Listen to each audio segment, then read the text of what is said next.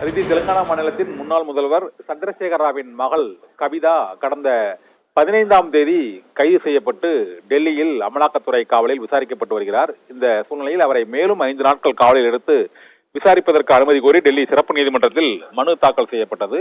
இந்த மனுவை விசாரித்த டெல்லி சிறப்பு நீதிமன்றம் அவருக்கு மேலும் 3 நாட்கள் அமலாக்கத்துறை காவலில் விசாரிப்பதற்கு அனுமதி வழங்கி உத்தரவிட்டிருக்கிறது.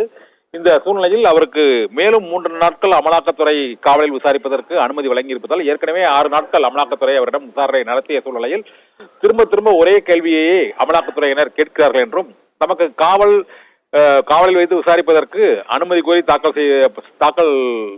மனு தாக்கல் செய்திருப்பது அது அரசியல் உள்நோக்கமுடையது என்று சிறப்பு நீதிமன்ற வளாகத்தில் செய்தியாளர்களுக்கு பேட்டியளித்த கவிதா தெரிவித்திருக்கிறார். 2021ஆம் ஆண்டு டெல்லி மதுபான கொள்கை வழக்கில் அவர் குறிப்பிட்ட மதுபான வியாபாரிகளுக்கு சாதகமாக செயல்பட்டு சட்டவிரோத பண பரிமாற்றத்தில் ஈடுபட்டதாக தெலுங்கானா மாநிலத்தின் முன்னாள் முதலமைச்சர் சந்திரசேகர ராவின் மகள் கவிதா மீது வழக்கு தொடரப்பட்டது. அந்த வழக்கு விசாரணையில் தான் அவர் கைது செய்யப்பட்டு டெல்லிக்கு அழைத்து செல்லப்பட்டு இப்போது அமலாக்கத்துறை விசாரணை வளையத்தில் இருக்கிறார்.